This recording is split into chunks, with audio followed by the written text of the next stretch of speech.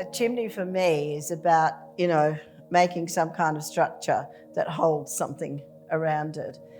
But also it's also the base of warmth and what you bring to make that warmth. So again, that's from country.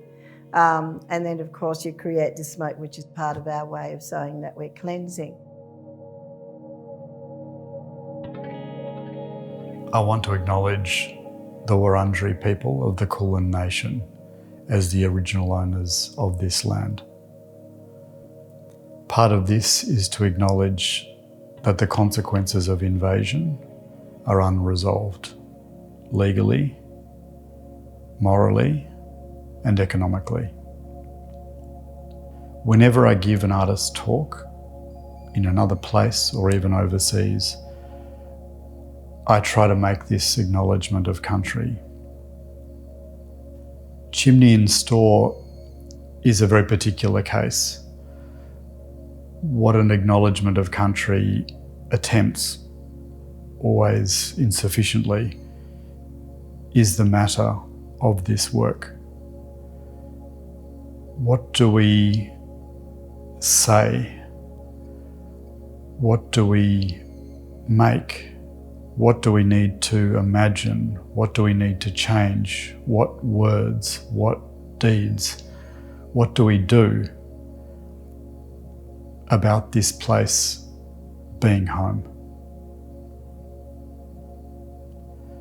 This work began many years ago in 2008 with a very particular historical detail, that the first colonial chimney built in this city was for John Batman, the man best known as the author of Batman's Treaty, the treaty Batman claimed he signed with Wurundjeri elders in 1835, by William Buckley, the escaped convict who lived with Wathaurong people around the Bellarine Peninsula for over 30 years.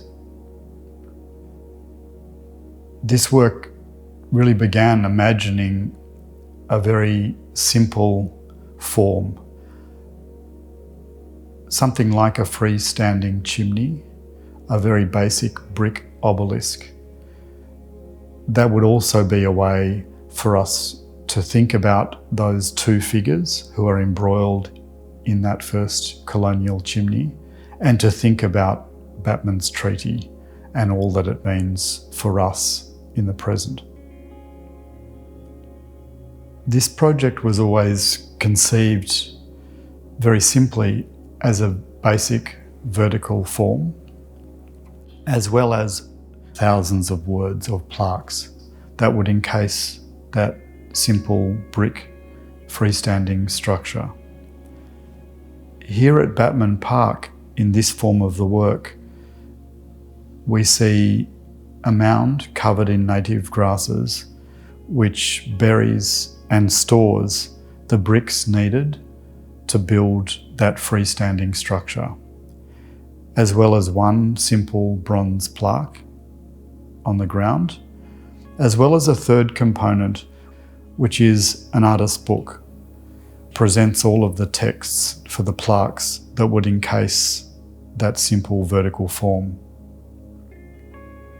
One of the things that was always very important about this project for me was to think about the classical monument and to think against the classical monument.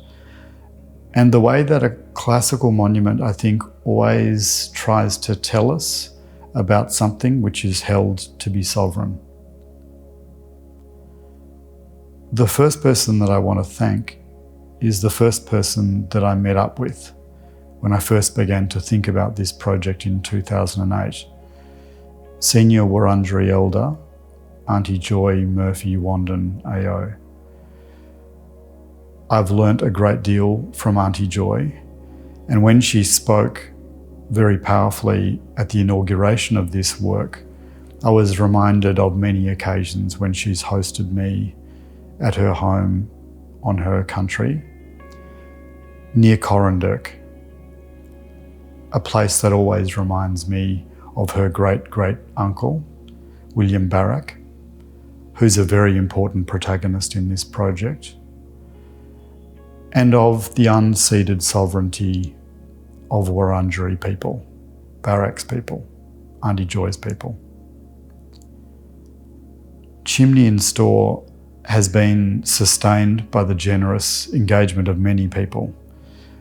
I thank the Wiradjuri Kamilaroi artist Jonathan Jones and the writer Tony Birch, who have been very significant interlocutors for this project over many years.